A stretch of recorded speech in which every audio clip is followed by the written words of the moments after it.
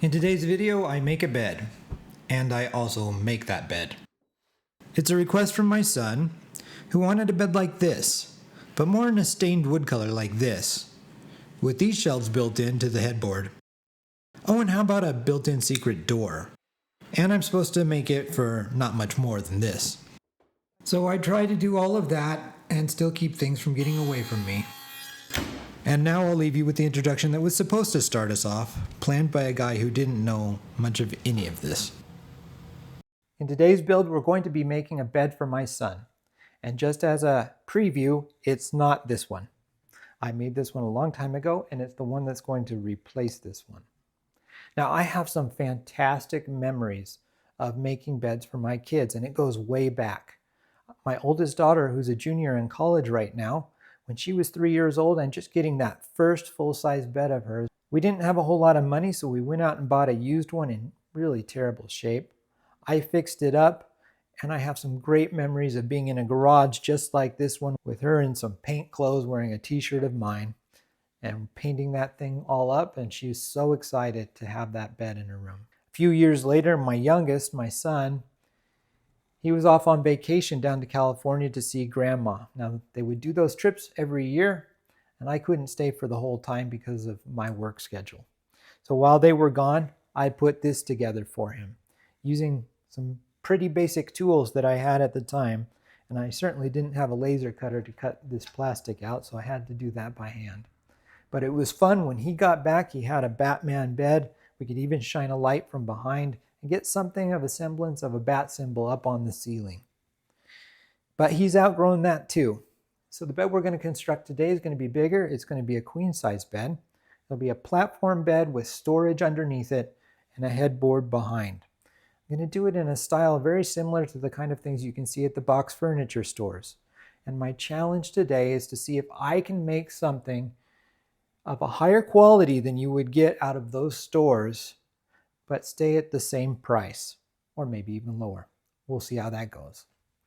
If you'd like to make some memories like I did making some beds, I'm actually going to record this video in two different ways. The one you're seeing right now is the way I normally do it. I tell a few stories, we make the build, go through it, describe it in general details, and you see the results. But I'm also going to be making a second video, which is more like a video woodworking plan. I'll post that and a link to it in the description below this one. And if you'd like to make something along those lines, go to that one and you'll see the details step by step. Maybe a little less entertaining, but a lot more informative. But for now, on this build, let's get to work building this and maybe make a few new memories.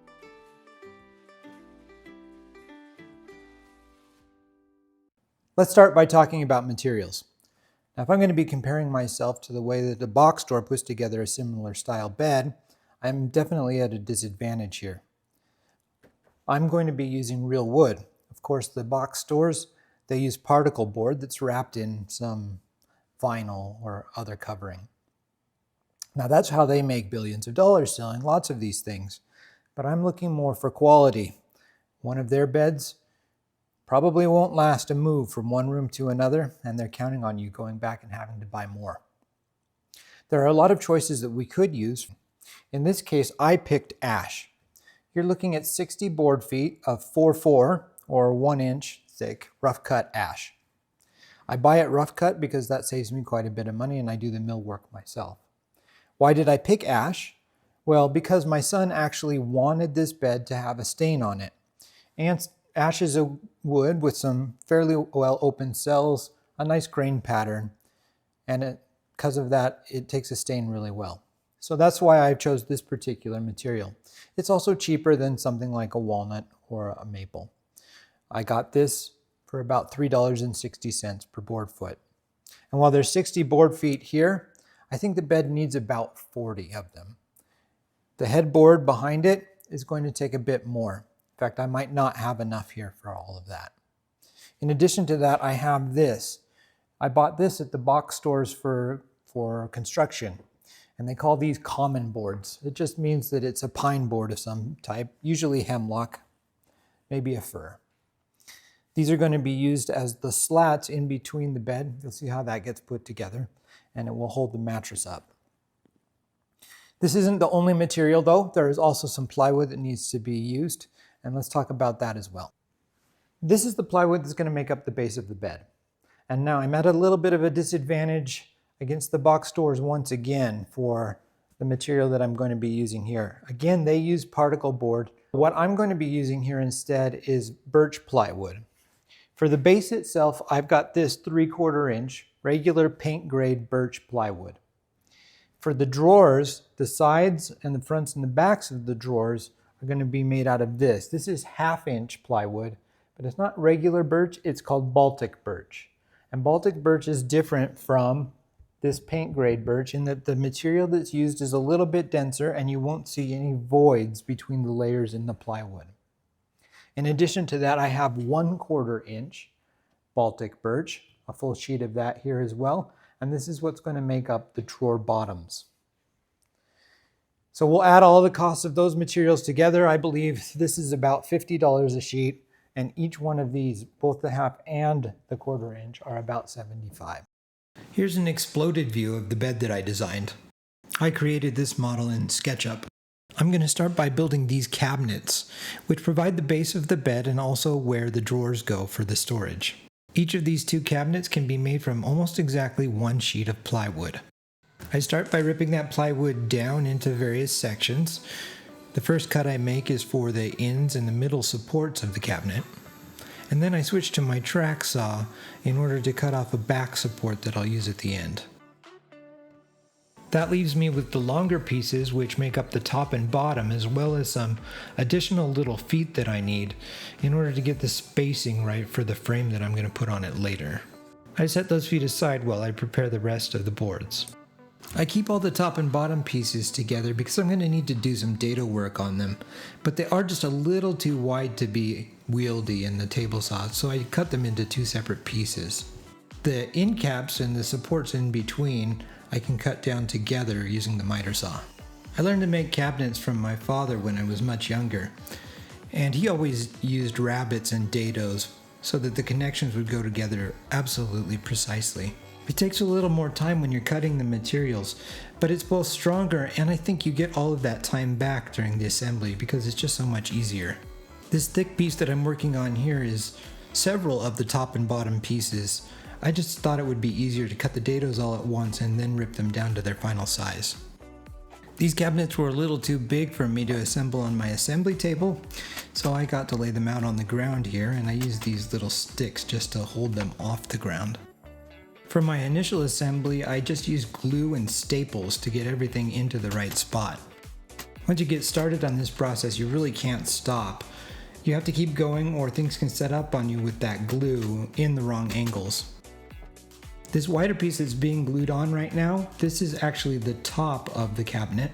The board on the top is a little extra wide, and that's so that it can accommodate both the platform frame and the slats. Now you might be asking yourself, why am I wearing a mask while I'm doing this? None of this generates sawdust, and I don't have an answer for you. I think I just forgot to take it off. You might also notice that I'm not using my regular squaring clamps as I do that. That's because I'm going to square it up all at the end when I put the backing piece on. Since all of the pieces are sitting in very nicely cut and square dado and rabbet grooves, when I put the backing piece on here and I line all of that up with that square cut backing piece, it means that the entire thing should be square when I'm done.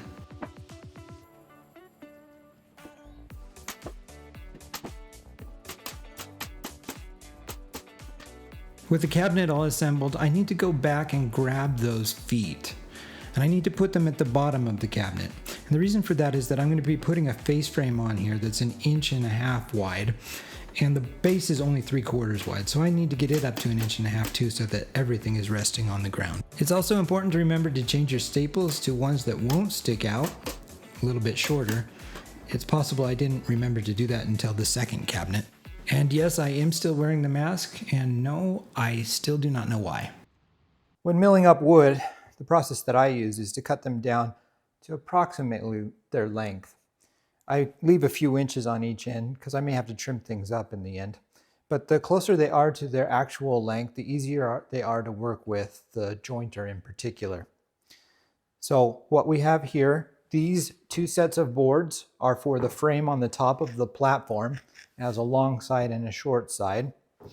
These boards right here, I will trim down and make them 1.5 inches thick, and these will be the frames on the drawer cabinet. And this board right here, the two that are here, they're going to glue up into a panel, and this will be the apron at the front of the bed. I'm actually going to probably take a piece off of this board, so it's going to serve a dual purpose, both for the apron and for the frames. These are the cutoffs. I also need to glue up some panels for the drawer fronts themselves. I'm going to use the cutoffs for that and might need to dip into the rest of the wood here. And so the milling process begins. First on the jointer getting two sides, then through the planer, then the table saw. Now I might note that I actually designed this to work with the dimensional wood. If you wanted to, you could build everything I'm doing here by buying 1x8s, 1x6s, and 1x4s. Just before recording this, I looked at the box store prices for 1x8 maple, and they actually ranged anywhere from $10 to $20 per board foot.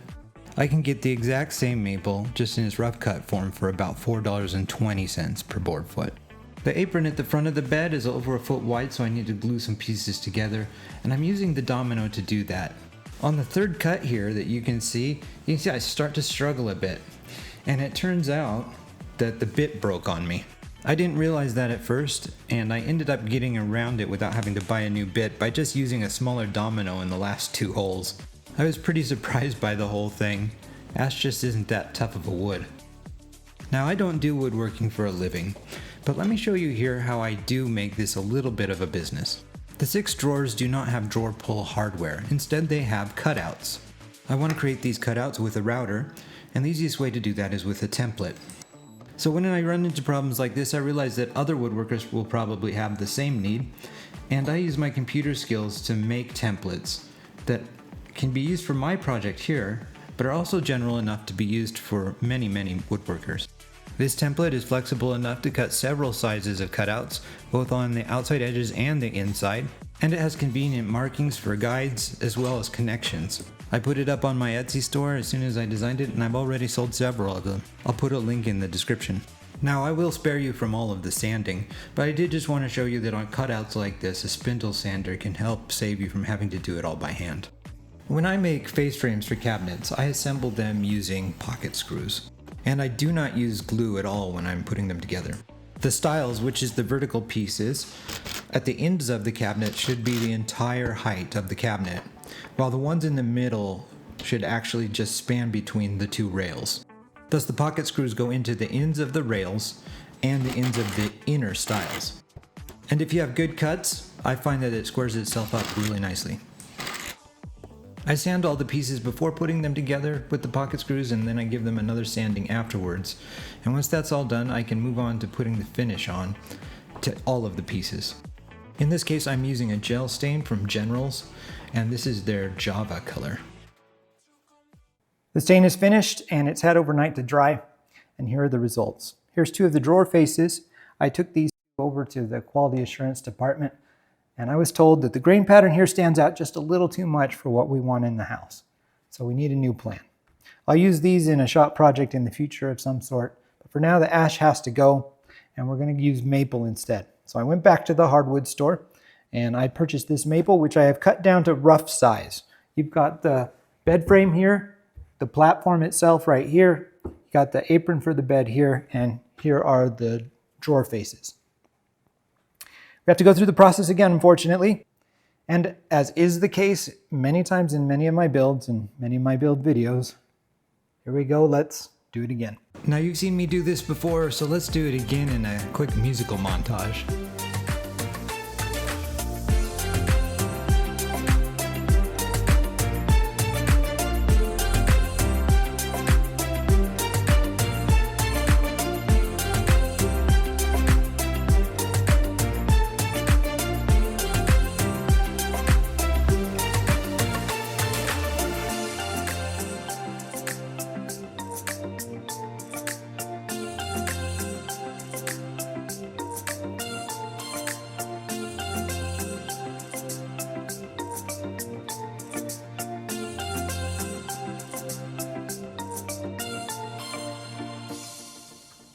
If I can predict what future video editing me is going to do, then you probably just spent a few seconds watching what took me 2 days to complete. We went from this version of the ash, which was not approved, to this version of the maple, which is approved. And you can see definitely how the stain affects different grains differently in different species of wood. These are undermounted drawer slides from Bloom, called Blue Motion, and I've used them quite a bit. They are very strong. They allow for full extension. They have a soft close. They have some adjustments on them that you can do with these little adjuster knobs, and all of it mounts underneath the drawer. They are somewhat complicated though. This booklet right here, you can see how big it is the instructions for how to install them. There's a lot of detail inside of these. Unfortunately, that amount of detail means it's actually kind of hard to find the detail that you need in terms of sizing your drawer and setting things up. But I have a secret weapon, and that is that all of my cabinets here use the exact same drawer slides. And so rather than look up some of the details that I need, I can use my tape measure and what I've built before with the same material to figure out how I need to build these boxes. Fortunately, we can be pretty efficient with our plywood use.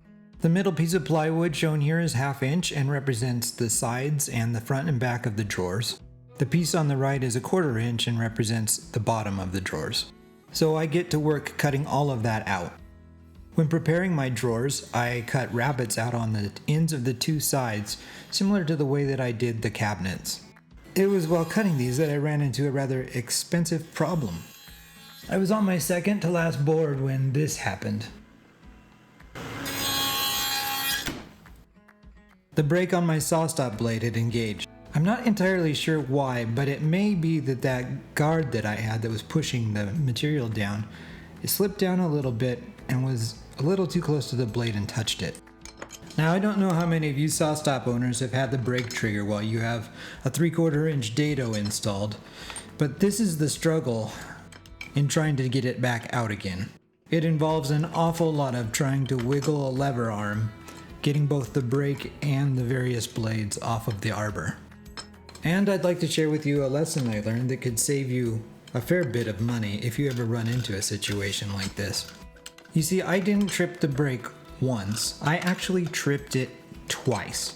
Something I didn't know is that when that brake trips, it can actually slightly adjust the position of the brake relative to the blade. And what you see here are 3 different brakes.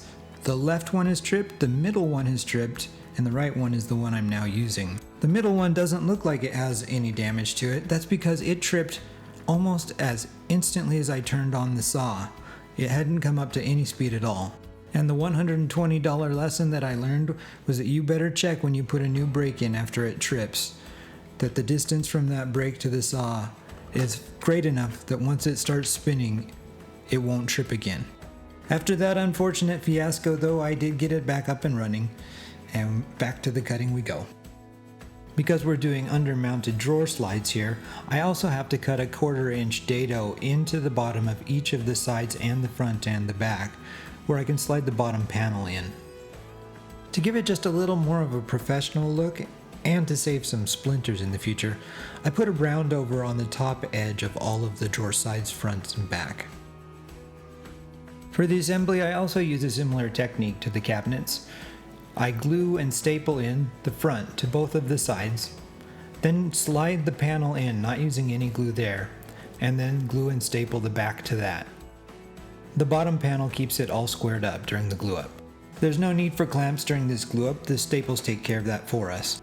Once the glue's all set, there are a couple of extra steps that you have to go through for these undermounted drawers.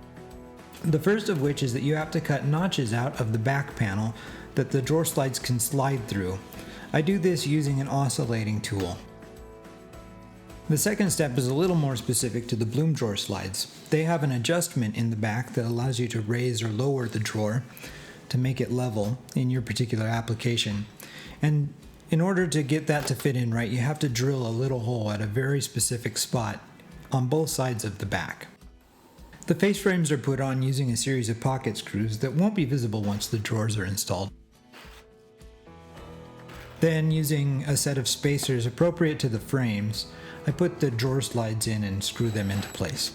The final step for the base cabinet is to permanently attach the frame piece for the platform above it. And since I had to do this on 2 different cabinets, one for each side, you're watching the time lapse of the entire thing for the second cabinet.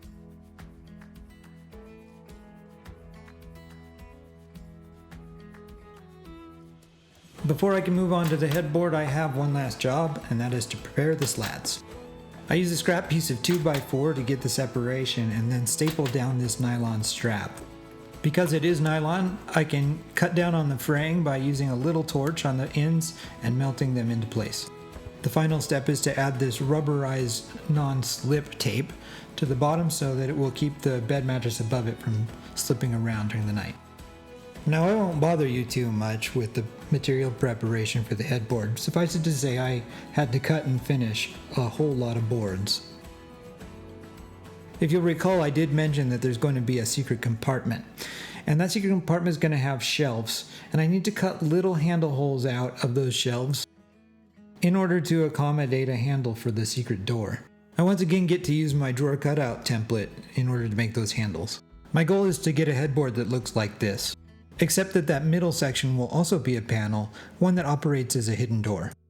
I'm going to do the assembly of the headboard in 3 different sections, a front, a middle, and a back. I'll start with the back section. I'm going to put that one together in much the same way that I did for the face frame of the cabinet base. I'll use pocket screws at the ends to connect it all together.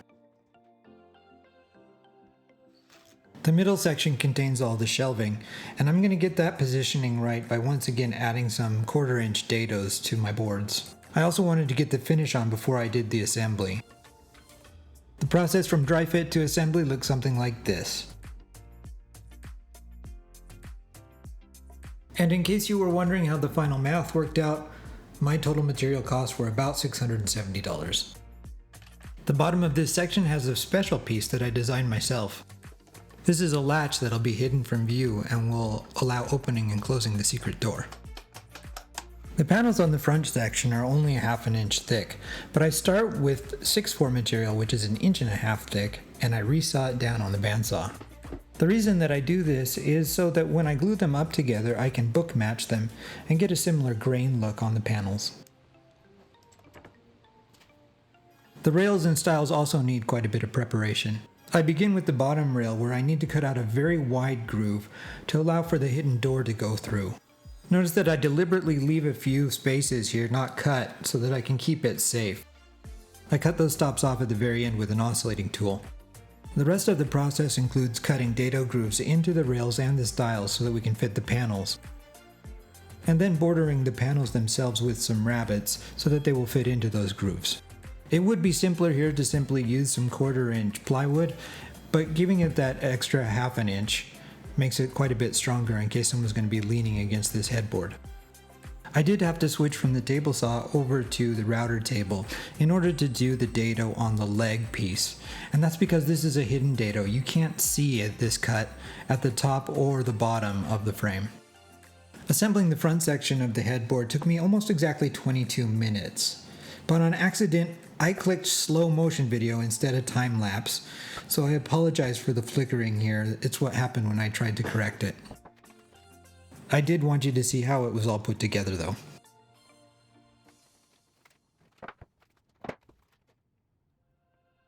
To assemble the 3 pieces of the headboard, I start by attaching the middle section to the front section, and I do this with pocket screws.